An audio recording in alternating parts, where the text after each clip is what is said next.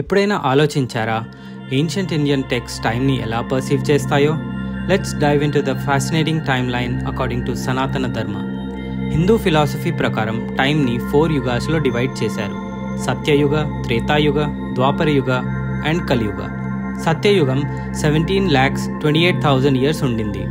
ఇది golden age of truth and virtue అని అంటారు. త్రేతాయుగం 12,96,000 ఇయర్స్.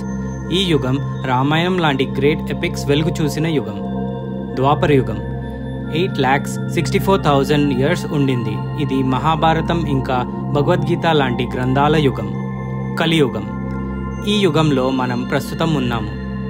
ఇది 4,32,000 ఇయర్స్ ఉంటుంది. ఈ యుగాన్ని డిక్లైన్ అండ్ మోరల్ డిగ్రేడేషన్తో లింక్ చేశారు. ఈ 4 యుగాస్ అన్నీ కలిపి ఒక మహాయుగం లేదా చతుర్యుగాన్ని ఫామ్ చేస్తాయి. 71 మహాయుగాలు కలిపితే ఒక మన్వంతరం అని అంటారు. ఈ టైంని మను అనే ఒక డివైన్ రూలర్ లీడ్ చేస్తాడు. 1000 మహాయుగాలు లేదా 14 మన్వంతరాలు కలిపితే ఒక కల్పం కంప్లీట్ అవుతుంది. ఇది బ్రహ్మ క్యాలెండర్లో ఒక రోజు అన్నమాట.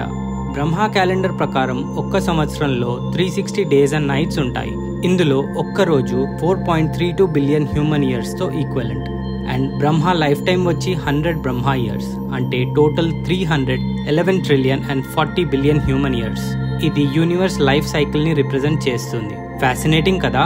ఇంకా చాలా ఇంట్రెస్టింగ్ ఇన్సైట్స్ కోసం please like, share and subscribe tales of supreme.